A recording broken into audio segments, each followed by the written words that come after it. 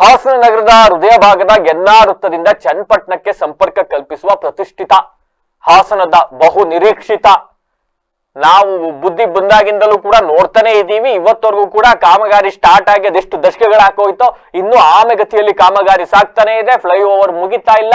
ಯಾವ ಹಂತಕ್ಕೆ ವೇಗವಾಗಿ ನಡೀತಾ ಇದೆ ಅಂತಂದ್ರೆ ಈಗಾಗಲೇ ಒಂದು ಬದಿಯ ಫ್ಲೈಓವರ್ ನ ಜನರ ಸಂಚಾರಕ್ಕೆ ಮುಕ್ತಗೊಳಿಸಿದಾರಲ್ಲ, ಈಗಾಗಲೇ ಅದೇ ಕಿತ್ತೋಯ್ತಾ ಇತ್ತಂತೆ. ಇನ್ನೂ ಕೂಡ ಉದ್ಘಾಟನೆ ಆಗಲಿಲ್ಲ. ಇಲ್ಲಿವರೆಗೂ ಕೂಡ 100 ಕೋಟಿ ರೂಪಾಯಿ ಅಂದಾಜು ವೆಚ್ಚದಲ್ಲಿ ಮೇಲ್ಸೇತುವೆಯನ್ನ ನಿರ್ಮಾಣ ಮಾಡಿದ್ರು. ಆದ್ರೆ ಈಗಾಗಲೇ ಕಳಪೆ ನಿರ್ವಹಣೆಯಿಂದಾಗಿ ಅಲ್ಲಲ್ಲಿ ಕಿತ್ತು ಹೋಗ್ತಾ ಇದೆ. ಸಣ್ಣ ಪುಟ್ಟ ಗುಂಡಿಗಳು ಬಿದ್ದು ಹಳ್ಳ ಕೊಳ್ಳಗಳಾಗಿ ಮಾರ್ಪಟ್ಟಾಗಿದ್ದಾವೆ. ಇನ್ನು ಅಧಿಕೃತವಾಗಿ ಉದ್ಘಾಟನೆ ಕಾಣದ ಮೇಲ್ಸೇತುವೆಯಲ್ಲಿ ಈ ರೀತಿಯ ದುಸ್ಥಿತಿ ನಿರ್ಮಾಣ ಆಗಿರ್ತಕ್ಕಂಥದ್ದು ಗುತ್ತಿಗೆದಾರರು ಹಾಗೂ ಸಂಬಂಧಪಟ್ಟ ಇಲಾಖೆ ಅಧಿಕಾರಿಗಳ ಕಳಪೆ ಕಾಮಗಾರಿ ಮತ್ತೆ ಬೇಜವಾಬ್ದಾರಿತನ ಹಿಡಿದ ಕೈಗನ್ನಡಿ ಅಂತ ಜನ ಹೇಳ್ತಾ ಇದ್ದಾರೆ. ಜನರ ತೆರಿಗೆ ಹಣವನ್ನ ನೀರಂಗೆ ಖರ್ಚು ಮಾಡಿ ನಿಗದಿತ ಅವಧಿಯಲ್ಲಿ ಮಾಡಿದ್ರೆ 10 ರೂಪಾಯಿ ಆಯ್ತಾ ಇದ್ ಕಾಮಗಾರಿನ ಇವರು ವಿಳಂಬ ಮಾಡ್ಕೊಂಡು ಬಂದು 10 ರೂಪಾಯಿ ಆಗ್ತಾ ಇದ್ ಕೆಲಸನ ಇವತ್ತು 60, 70 ರೂಪಾಯಿ, 80 ರೂಪಾಯಿ ಮಾಡ್ತಾ ಇದ್ದಾರೆ.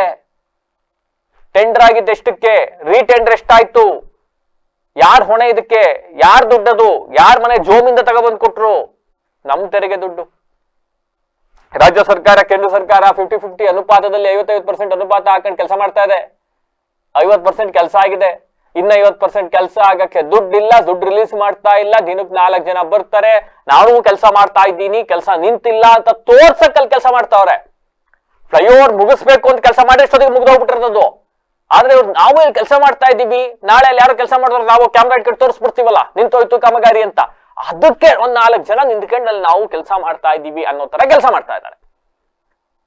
ಇನ್ನೊಂದ್ ಕಡೆ ಈಗ ಆಲ್ರೆಡಿ ಕಿತ್ತೋಗಿದೆ. ಆ ಹಂಗ್ರಳ್ಳಿಲಿ ಯಾವ್ದೋ ಒಂದು ಹಿಂಗೆ ಫ್ಲೈಓವರ್ ಮಾಡಿದ್ರು. ಉದ್ಘಾಟನೆಯಾಗ 1 ವರ್ಷದಲ್ಲಿ 8 ಸಲ ಬಿದ್ದೋಗಿತ್ತದು. ಈಗ ಮತ್ತೆ ಅದನ್ನು ಕಟ್ತಾವ್ರೆ, ಅದು ಕೂಡ ಇನ್ನೂ ಉದ್ಘಾಟನೆ ಆಗ್ಲಿಲ್ಲ. ಇದು ಕೂಡ ಅದೇ ಸ್ಥಿತಿ. ರಸ್ತೆಗಳೆಲ್ಲ ಕಿತ್ತೋಯ್ತಾವೆ, ಟಾರ್ ಹಾಕ್ತಾ ಇದಾರೆ, ಆದ್ರೂ ಕೂಡ ಕಿತ್ ಬರ್ತಾ ಇದೆ. ಇದಕ್ಕೆ ಯಾರ್ ಹೊಣೆ, ಯಾರ್ ದುಡ್ಡು ಹೇಳರಿಲ್ಲ, ಕೇಳರಿಲ್ಲ. ಪರಿಣಾಮ ಹಿಂಗಾಗ್ತಾ ಇದೆ.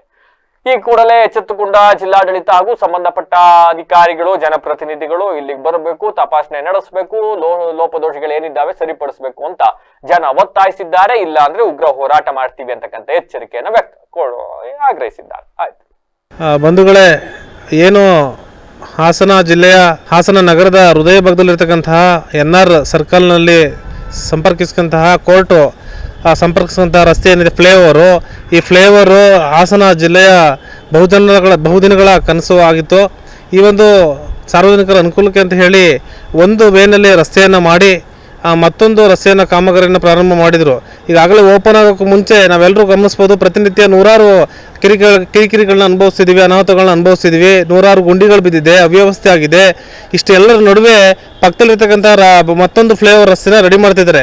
ಇದ್ರ ಗುಣಮಟ್ಟನೂ ಕೂಡ ಸರಿಯಾಗಿಲ್ಲ. ಸರಿಯಾದ ರೀತಿಯಲ್ಲಿ ಕಾಪಾಡ್ಕೊಳ್ಬೇಕು.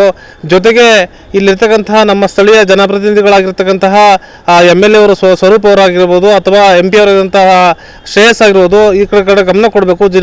ಜಿಲ್ಲಾಧಿಕಾರಿಗಳು ಈ ಕಡೆ ಗಮನವಹಿಸಿ ಗುಣಮಟ್ಟದ ಕಾಮಗಾರಿಯನ್ನು ಮಾಡಲಿಕ್ಕೆ ಒತ್ತು ಕೊಡಬೇಕು. ಜೊತೆಗೆ ಸಾರ್ವಜನಿಕರಿಗೆ ಆಗಿರ್ತಕ್ಕಂಥ ಅನಾನುಕೂಲಗಳನ್ನ ಸರಿಪಡಿಸಬೇಕು ಅಂತ ಹೇಳಿ ಈ ಮೂಲಕ ಒತ್ತಾಯವನ್ನು ಮಾಡ್ತಾ ಇದ್ದೀನಿ. ನನ್ನ ಹೆಸರು ರಾಮು ಅಂತ, ಸಾಮಾಜಿಕ ಹೋರಾಟಗಾರ. ನಾನು ತೋಟೇಶ್ ಅಂತೇಳಿ ನಿಟ್ಟೂರು. ಏನು NR ಸರ್ಕಲಿಂದ ಕೋರ್ಟ್ ರಸ್ತೆ ಫ್ಲೈಓವರ್ ಇದೆ, ಹೊಸ ಬಸ್ ಸ್ಟ್ಯಾಂಡಿಗೆ ಫ್ಲೈಓವರ್ ಇದೆ.